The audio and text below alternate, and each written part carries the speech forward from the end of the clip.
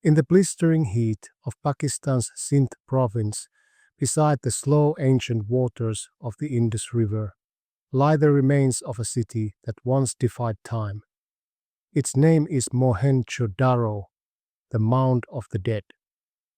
But thousands of years ago, long before history began to write itself, this place was alive. Streets buzzed with merchants and laughter, water ran through stone channels, and the rhythm of human life pulsed through a civilization so advanced it seemed to belong to another world. No one knows who built Mohenjo-Daro. No kings are remembered, no wars recorded, no epic carved in stone to mark its rise. And yet, when it was discovered in the 1920s, archaeologists were stunned. The city was planned with mathematical precision. Wide streets intersected at perfect right angles. Every house had access to clean water and drainage, a luxury that many modern cities wouldn't achieve for thousands of years. To walk through its ruins even today is to step into a ghost city, a world frozen in silence. Brick walls still stand shoulder high, marking the outlines of homes. You can trace the paths of ancient alleys, the wells where families once drew water, the courtyards where children played under the relentless sun. And as you walk, you can't help but feel that the people who built this place were not primitive. They were engineers, dreamers, organizers. They built a city that worked, and then they vanished without a trace. The story of Mohenjo-Daro began, like many great discoveries, by accident. British and Indian archaeologists exploring the Indus Valley stumbled upon mounds of baked brick scattered across miles of desert. At first, they thought they were natural formations, hills carved by wind and time. But when they began to dig, the truth emerged. These were not hills, but ruins. An entire city lay buried beneath the dust. The deeper they dug, the more impossible it seemed. Every layer revealed order, not chaos. Drainage channels lined with fired brick, perfectly sloped for water flow. Homes with multiple rooms, inner courtyards, and private baths connected to underground sewers. Even public buildings, what seemed like granaries, meeting halls, and a massive central bath unlike anything found elsewhere in the ancient world. It was clear that Mohenjo-Daro wasn't just another ancient town, it was the heart of a civilization, the Indus Valley Civilization, that rivaled Egypt and Mesopotamia in size and sophistication. At its peak, over 40,000 people lived here, part of a network of cities stretching hundreds of miles. And yet, their script remains undeciphered. Their rulers are unknown, their gods are silent. In the Great Bath, a massive rectangular pool made of watertight bricks. Archaeologists found steps descending from all sides, as if inviting people to enter slowly, to immerse themselves not for survival, but for something deeper. It wasn't a place of bathing in the modern sense, it felt ceremonial, almost sacred. Here, in the heart of the city, water wasn't just a resource, it was a symbol, a reminder that life and purity were one and the same. Who were these people who built a city so clean, so organized, so peaceful, only to vanish? No temples of kings, no statues of warriors, no evidence of conquest or bloodshed. Their society seemed to value cooperation over domination. It was a civilization without walls, literally. No massive fortifications had been found around the city, no sign of invading armies. It was as if they never imagined that anyone would try to destroy what they had built, and then, one day, they were gone. The clues are few and haunting. Abandoned streets, homes left half-finished, skeletons found in doorways, lying as if caught mid-flight, mid-breath. Some seemed to have fallen instantly, with no signs of violence. To the early archaeologists, it looked as though death had come swiftly, as silently, and without warning. For decades, theories have tried to explain it. Some said the river changed course, cutting off the city's lifeline. Others spoke of earthquakes or floods or slow decay from within. But the most unsettling idea of all came later, from scientists who examined the ruins and found something inexplicable. Certain stones, they said, had been fused together as if by extreme heat. Walls partially melted, surfaces glazed like glass. It was impossible to imagine fire doing this on such a scale. And yet, it was there, scattered throughout the site, silent and undeniable. What kind of disaster leaves no trace but heat? What kind of catastrophe wipes out a city yet leaves its streets intact?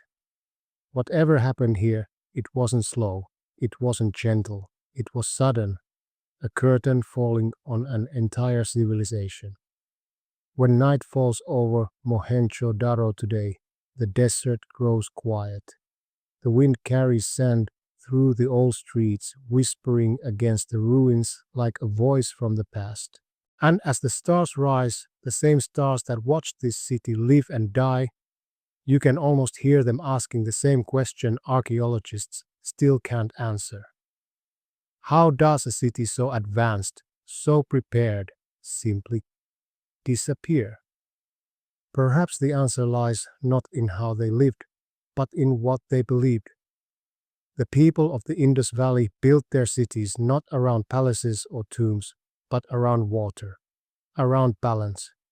Their architecture, their tools, even their art spoke of harmony. No vast armies, no empires, no monuments of ego.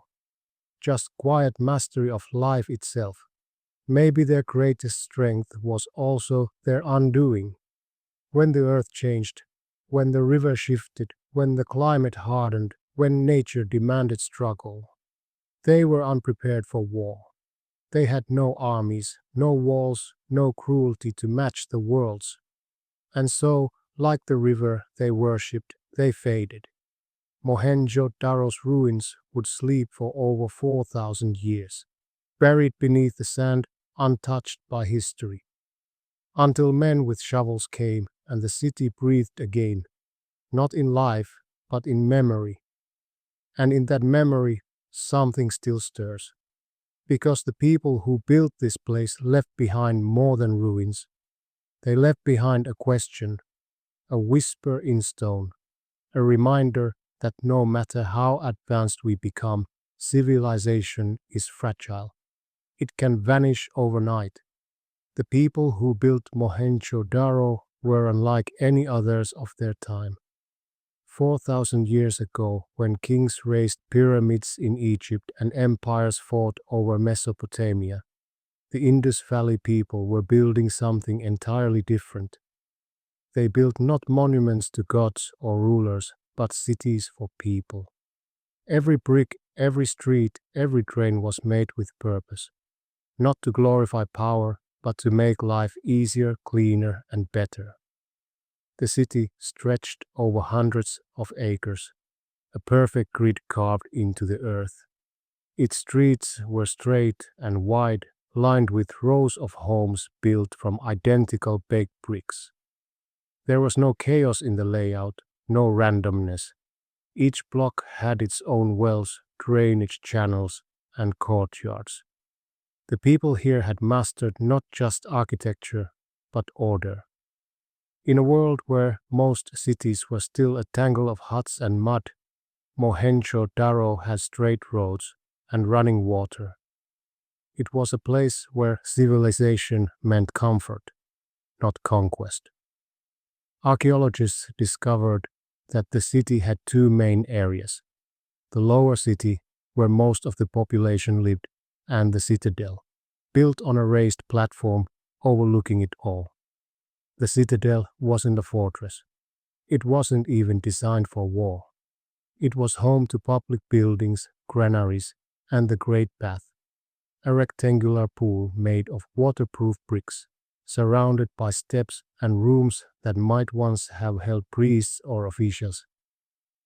No one knows exactly what happened there. Was it a place of ritual cleansing, a gathering space for ceremony, or something else, a symbol of unity in a city without kings? The truth remains locked away with its builders. But one thing is certain: Mohenjo-Daro was a city built on balance between rich and poor, between humans and nature, between function and beauty. Inside the homes, archaeologists found clay ovens, wells, and small bathing areas connected to drains that emptied into covered sewers beneath the streets. It was a level of sanitation unseen anywhere else in the ancient world. Some houses had 2 stories, with staircases made from the same uniform bricks that held the entire city together. Even the smallest dwellings were connected to the same system. No one was left behind. It seemed almost impossible. A civilization so advanced, yet so peaceful. No palaces, no thrones, no monuments of war. Just the quiet hum of daily life. Merchants, potters, farmers, and families working together under the endless sun. The people of Mohenjo-Daro traded far and wide. Beads made from carnelian stone were found as far away as Mesopotamia. Copper and bronze tools, finely crafted seals, and delicate figurines spoke of a culture that valued art as much as industry. Their craftsmanship was precise, almost modern. Each seal was engraved with animals: bulls, elephants, unicorns, and creatures no one can quite identify. And above those images, carved in neat, deliberate lines, were symbols, their written language. It is one of the great unsolved mysteries of archaeology. The script of the Indus Valley Civilization has never been deciphered. Hundreds of tablets have been found, each with the same kinds of marks: short, consistent, and clean. But there are no long inscriptions, no translations, no bilingual texts like the Rosetta Stone to guide us. Their words are sealed in silence. What did they write about? Trade, religion, law? Or were these symbols something else entirely? Not a language, but a code. For nearly a century, scholars have tried to read them. Some see echoes of early Dravidian languages. Others say the script hides in plain sight, its meanings too simple or too sacred for outsiders to see. Whatever it was, it connected thousands of people across hundreds of miles, a common thread uniting a civilization that stretched from the mountains of Afghanistan to the Arabian Sea. The more we learn about them, the more mysterious they become. Unlike Egypt or Mesopotamia, there are no signs of kings or armies, no great statues declaring power, no temples towering over the city. If there were rulers here, they ruled differently, quietly, collectively, perhaps even democratically. Their power came not from fear, but from understanding how to live together. Some believed that was their secret, and their downfall. The city had everything a society could need: clean water, trade routes, organization, but no weapons, no defenses, no preparation for chaos. For centuries, they lived in balance, until something broke that balance. Archaeological layers show signs of flooding. Silt deposits, uneven brickwork, and shifting riverbeds all hint at disaster. The Indus River, the city's lifeline, may have betrayed them, changing course, swallowing farmland, and turning abundance into scarcity. When the floods came, the people would have fled. When the river dried, they would have starved. Either way, the harmony that had held their world together began to crumble. In the ruins, there are signs of struggle. Some homes show fire damage. A few skeletons lie in the streets, their positions suggesting panic, not battle. Whatever happened, it came fast, too fast for a civilization so carefully built. And then, silence. For centuries, the wind buried the city under layers of dust and sand. The river moved on, taking its secrets with it. The world forgot. But even in its ruins, Mohenjo-Daro refused to disappear completely. Its bricks, uniform, unyielding, remained. The same proportions, the same materials, the same logic in their design. It was as if the people who built it knew it might one day need to be rebuilt. They left behind not just a city, but a blueprint, a message to whoever might find it again. When archaeologists began uncovering those walls, they realized that this was not a lost corner of ancient history, it was a foundation. A reminder that human civilization didn't begin with conquest, but with cooperation. The people of the Indus Valley were not ruled by kings or gods, but by community, by the understanding that progress meant building together. In their world, there were no monuments to power, only to purpose, and perhaps that is why they disappeared, because when the world changes, it does not always reward peace. To this day, their writing remains unread, their names forgotten, their faces erased by time. But in the silence of their ruins, you can still sense their presence. They built something that endured not because of who they were, but because of how they lived. And in a way, they never truly vanished, because every city we build now, every road we pave, every pipe that carries water beneath our streets, all of it echoes what they built first. We may not know their language, but we still speak their design. The end of Mohenjo-Daro came without warning. For more than 1,000 years, its people had lived in balance, with each other, with the river, with the land itself. And then something broke that balance forever. Archaeologists found the signs buried deep in the earth, layers of destruction hidden beneath centuries of dust. Streets once lined with order were filled with debris. Walls had collapsed, drains clogged with silt, bricks blackened by heat. And among the ruins, they found the strangest clue of all: scattered human remains, men, women, children, their skeletons lying as if they had fallen where they stood. Some curled together, as if trying to shield one another from something sudden and unseen. No weapons, no signs of battle, no invaders, just silence and death. For decades, scholars tried to explain it. At first, they blamed the river, the Indus, the giver and taker of life. Its course had shifted many times over the centuries, swallowing fields and leaving cities stranded in the desert. If it changed direction, it could have cut off the city's water supply, forcing its people to flee. Others believed that the floods grew too frequent, burying homes in mud and driving survivors north. But those theories could not explain the melted stones. In several parts of the city, archaeologists found walls fused together as if by intense heat, streets glazed with a thin layer of glass, stones warped and fused in ways that ordinary fire could not produce. Some even claimed to have found a faint level of radiation in the soil, though later studies remain inconclusive.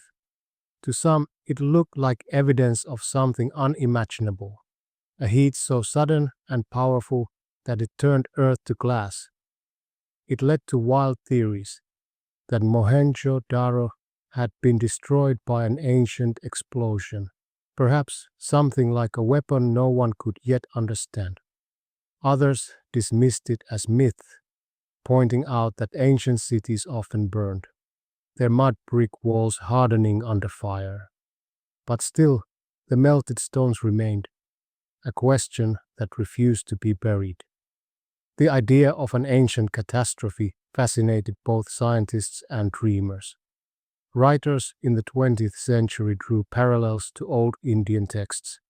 The Mahabharata, which speaks of a weapon brighter than 1,000 suns, unleashed in anger, scorching the earth and turning sand into glass. To believers, the story of Mohenjo-Daro was proof that such a weapon might once have existed, evidence of an ancient civilization far more advanced than we imagine.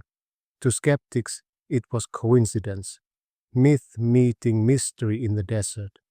Yet, even without the legends, the collapse of Mohenjo-Daro remains one of history's great riddles. The people who lived here were peaceful, skilled, and intelligent. They had no enemies. Their system worked for centuries. And then, all at once, it stopped. One theory blames climate. Around 1900 BCE, the monsoon rains that fed the Indus began to weaken. The fertile floodplains dried into dust. Crops failed, wells ran dry, and famine spread silently through the once prosperous cities. As the rivers shrank, so did hope. People began to abandon their homes, moving eastward in search of water. The great cities emptied one by one, until only the wind remained. The river that had given life to millions slowly withdrew, and in its absence, civilization withered. By the time new settlers arrived centuries later, the city was already a ruin. They found only walls, silence, and ghosts. But there's another layer to the story, a human one. Even if nature forced them to leave, something deeper must have been lost. A system that had worked for generations began to fail, not because of invasion, but because of change. The same order that had sustained them may have become their weakness. Their cities were built to endure stability, not chaos.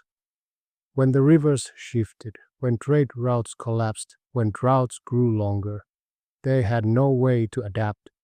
They had built a civilization on harmony, and harmony cannot fight disaster. In one home, archaeologists found a collection of seals stacked neatly beside a hearth. The family had not fled in panic. They had simply left.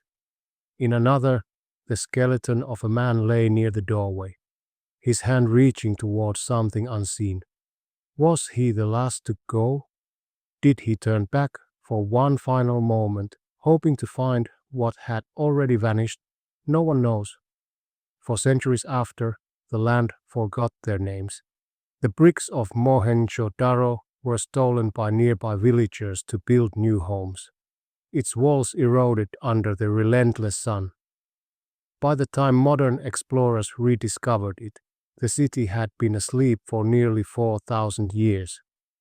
When the first archaeologists stood among its ruins, they could still smell the dust of time, the faint, dry scent of a world that had ended long before their own began. They realized they were not just digging through soil, but through memory, through the fragile layers of human endurance. And as they unearthed the streets and homes of Mohenjo-Daro, one question echoed louder than all the rest. How could a civilization so advanced, so peaceful, and so self-sustaining simply vanish? It was as if the earth itself had decided to erase them. In the years since, scientists have learned more about climate, geology, and migration. They can trace the river's changing path, measure the sediments left by ancient floods, and model the collapse of ecosystems.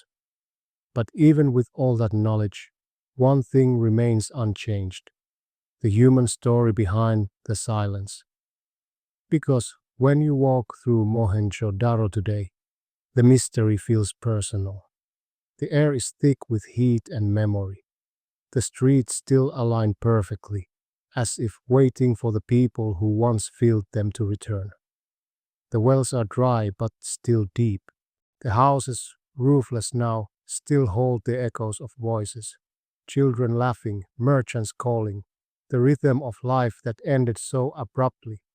Every civilization believes it will last forever. Every generation builds as if the future will always resemble the present. But Mohenjo-Daro is a reminder that permanence is an illusion, that nature, time, and chance can erase even the most perfect design. Perhaps that is why its story feels so haunting, because in its silence we see ourselves. A people who built, who thrived, who believed they were safe, until the world changed faster than they could understand. When night falls over the ruins, the wind whistles softly through the old drains, as if the city still breathes. The stars shimmer above the flat plains where the river once flowed, and somewhere in that darkness lies the truth, a truth buried not just in sand, but in the very bones of human ambition. Civilizations rise not because of power, but because of balance. And when that balance breaks, even once, it can all disappear in a single moment. The people of Mohenjo-Daro may have built for eternity, but eternity is only as strong as the river that feeds it. For thousands of years, Mohenjo-Daro lay buried beneath the sands of the Indus Valley, forgotten, silent, erased. The river that had once sustained it changed course, and the desert swallowed what remained. Generations passed, kingdoms rose and fell, and the world built new civilizations on the bones of the old. But beneath that quiet mound of dust, the memory of one of humanity's earliest miracles waited to be found again. In the early 20th century, British archaeologists working in what was then India began hearing stories from local villagers of ancient bricks found in the earth, of ruins that stretched for miles. At first, few believed them. The land was full of myths, and every hill seemed to have its legends. But when the first systematic excavations began in the 1920s, the truth emerged from the dust. They were not digging into myth, they were uncovering a lost world. As the soil was removed layer by layer, streets appeared, then wells, then entire houses, still standing after 4 millennia. And finally, the Great Bath, its bricks as sharp as the day they were laid, its steps descending into silence. For the archaeologists who stood there, it must have felt like touching another planet, a world without kings, without conquest, yet advanced beyond imagination. When the discoveries of Mohenjo-Daro and Harappa were announced to the world, history itself had to be rewritten. Until then, scholars had believed that civilization began in the West, in Mesopotamia and Egypt. But here was proof that thousands of miles away, another civilization had flourished just as early, just as brilliantly. The Indus Valley Civilization wasn't a forgotten branch of someone else's story. It was its own, entirely independent creation. What made it so remarkable wasn't just its age, but its philosophy. It wasn't built on war or divine kingship. It was built on balance, on equality and order. No single ruler's name is remembered, because perhaps no single ruler ever dominated. The people of Mohenjo-Daro seemed to believe that stability itself was sacred. They lived not to conquer the world, but to master how to live within it. Even their art reflects that calm. Small clay figures, women with elaborate hairstyles, animals carved with care, and a famous bronze statuette of a young girl standing proudly with one hand on her hip. She is called the dancing girl of Mohenjo-Daro. She stands barely 4 inches tall, but her posture radiates confidence, the same confidence that built a city ahead of its time. She looks as if she might step down from her pedestal at any moment, back into the streets of a city that still remembers her.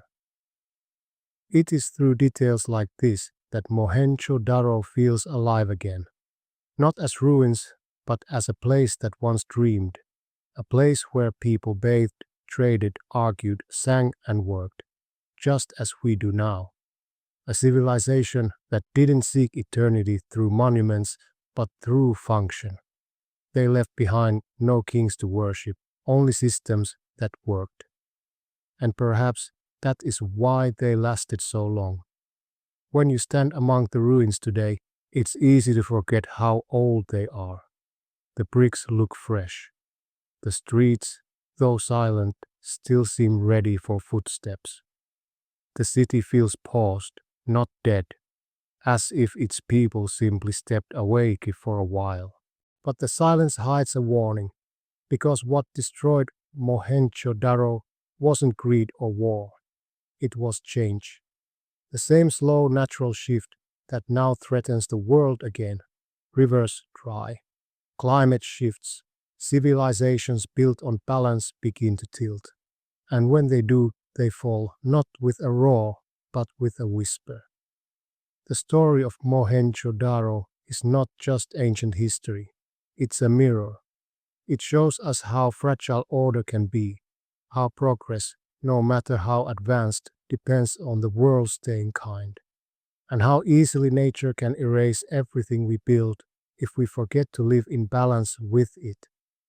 Even now, the site is in danger. Heat, wind, and time are eating away at the ruins. Groundwater salts rise through the bricks, cracking them from within.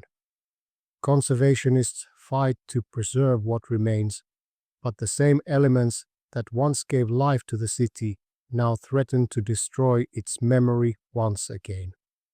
If nothing is done, Mohenjo-Daro may vanish a second time, not through mystery, but through neglect. Perhaps that is why it continues to haunt us. Because the city's story is not finished. It is still teaching us, still reminding us that progress means nothing without harmony. Every civilization leaves behind two legacies, the things it built and the lessons it failed to learn. The people of the Indus left both. They built a world where everyone shared the same streets, the same water, the same order. But when nature turned against them, they had no answer. They had forgotten that even the greatest designs must bend when the earth changes. And so they disappeared. But they also left behind something deeper, a blueprint for how humanity could live when it chooses cooperation over conflict. In their quiet wisdom, there is hope, because they proved that civilization doesn't need conquest to thrive, only understanding. As archaeologists continue to study the site, new discoveries still emerge. Beads, tools, pottery, ordinary objects that belong to ordinary people. They are reminders that the story of Mohenjo-Daro is not one of gods and kings, but of humanity itself. It is our story, told thousands of years earlier than we ever expected.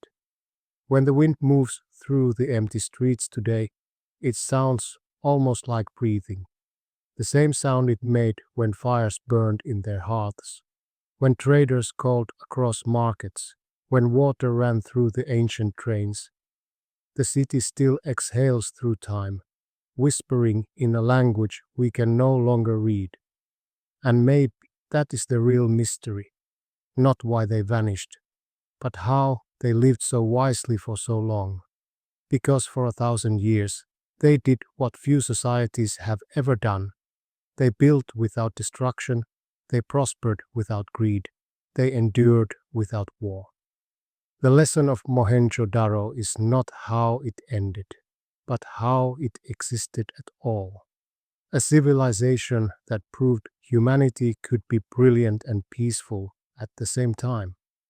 When the archaeologists packed their tools and left the site each evening, they often looked back at the ruins glowing red under the sunset, the great path catching the last light, the shadows stretching across the empty streets. It felt less like a ruin and more like a promise, a message from the past to the future. that balance is the only true measure of progress. One of the early excavators wrote in his journal, "These people lived as if they had already understood the secret of life, and then they were gone. But perhaps they are not gone at all. Perhaps every city that values order, every society that seeks fairness, every person who looks at the world and wants to build, not destroy, continues their legacy. Civilizations rise and fall, but wisdom endures, buried, waiting, just like the city itself. And when the last light fades over the Indus plain, the ruins of Mohenjo-Daro stand against the horizon, a silhouette of humanity's first great dream, and a warning that even the brightest civilizations can vanish overnight.